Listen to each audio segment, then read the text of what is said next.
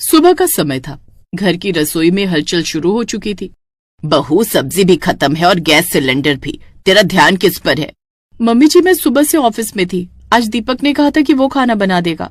हाय, बेटा खाना बनाएगा क्या? अब तू बेटे से काम भी करवाएगी। औरतें रानी बन जाएं और मर्द रोटियां बेले हैं। माया देवी की आवाज ऊंची हो रही थी। तभी दीपक घर में दाखिल हुआ और सारी बातें सुन ली। माँ, मैंने ही अंजलि से कहा था कि मैं खाना बना लूंगा।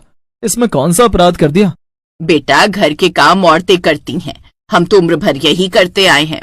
तो क्या अब भी वही करें जो सालों पहले होता आया था? हम क्यों ना बराबरी से काम करें? माया देवी को ये बात अच्छी नहीं लगी। उन्हें लगा कि उनकी परंपराएं टूट रही हैं। उस दिन उन्होंने मोहल्ले की नीलम से अपनी शिकायत साझा की। नीलम बहन, अब तो बेटा सब्जी लाता है, खाना भी बनाता है। बहू तो जैसे मेहमान बनकर आई है। दीदी, अब यही जमाना है, मर्द भी झाड़ू लगाते दिखेंगे अब तो। गली में बातें बनने लगी। दीपक अब पड़ोस की नजर में घरेलू पति बन गया था, लेकिन उसने किसी बात की परवाह नहीं की। अंजलि, मैं सब जानता हूँ मोहल्ले में क्या हो रहा है, लेकिन जब तक हम एक दूसरे को समझते हैं मुझे फर्क नहीं पड़ता। दीपक, बस मम्मी जी को समझना मुश्किल है। माया देवी के अंदर कुछ खटकने लगा था। उन्हें लग रहा था कि उनका बेटा अब उनकी बातों को पहले जैसा महत्व नहीं देता। माया, बहू बेटा दोनों काम में हाथ बटा रहे हैं, इसमें क्या बुरा है? मर्द को मर्द ही रहने दो राजीव जी। रसोई में उसकी इज्जत नहीं बढ़ती। एक दिन दीपक ने माँ के लिए खाना बनाया, पराठा और खीर। माँ, आपके लिए बनाया है, खाइए ना। मुझे भूख नहीं है। बेटे से खाना बनवाऊंगी तो बहू की क्या जरूरत? माया का गुस्सा बढ़ता जा रहा था। दीपक कुछ नहीं बोला, लेकिन अंजलि से ये सब छुपा नहीं था। दीपक, मुझे लग रहा है कि मम्मी जी मुझसे नाराज हैं।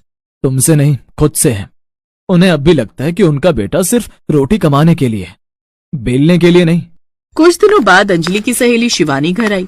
माया देवी से उसकी छोटी सी बातचीत ने माया को सोचने पर मजबूर कर दिया। आंटी जी, दीपक और अंजलि जैसे लोग ही समाज को बदलते हैं।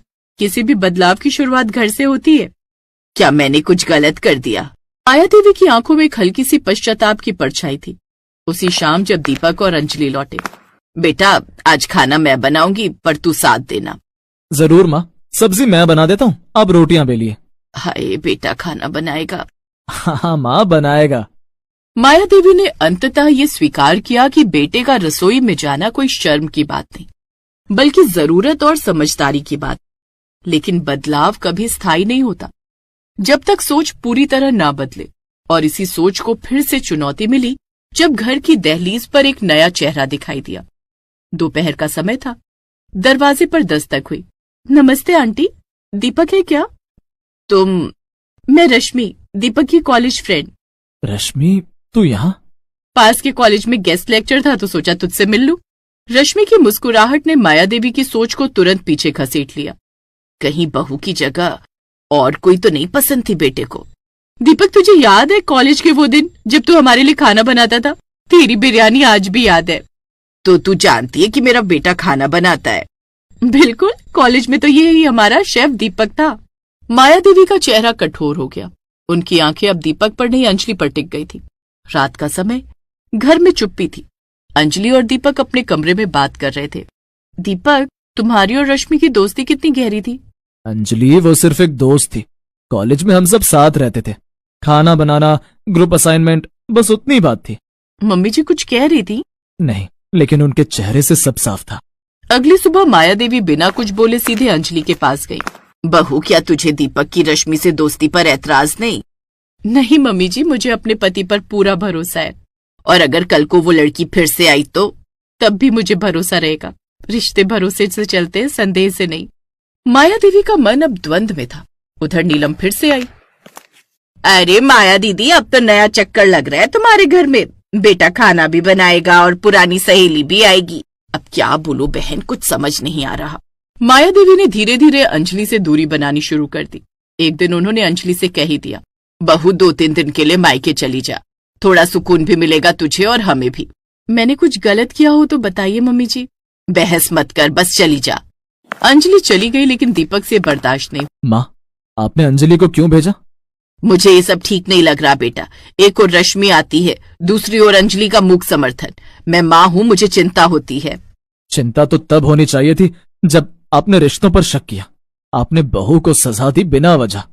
माया देवी चुप थी। पहली बार बेटे ने उन्हें आईना दिखाया। अगली सुबह माया देवी खुद अंजलि के मायके पहुंची। बहू, तुझसे कुछ कहने आई हूँ। जी मम्मी जी। मैंने तेरे साथ अन्याय किया, तू घर लौट चल। तू मेरी बहू ही नहीं, बेटी भी है। मैं तो हमेशा यही थी मम्मी जी, बस आपने ही दूरी बना ली थी। अंजलि लौट आई। घर फिर से रोशनी से भर गया। इस बार रसोई में माया देवी भी थी, अंजलि भी और दीपक भी। माँ, आज क्या बनाए? आज तू सब्जी बना, अंजलि रोटी और मैं खीर बनाऊंगी। तो अब मैं खाना बना सकता हूँ? अब ये सवाल नहीं, घर का हिस्सा है। एक सवाल से शुरू हुई ये कहानी अब एक उत्तर तक पहुंच चुकी थी। बेटा खाना बना सकता है, न केवल पेट भरने के लिए बल्कि रिश्ते निभाने के लिए भी।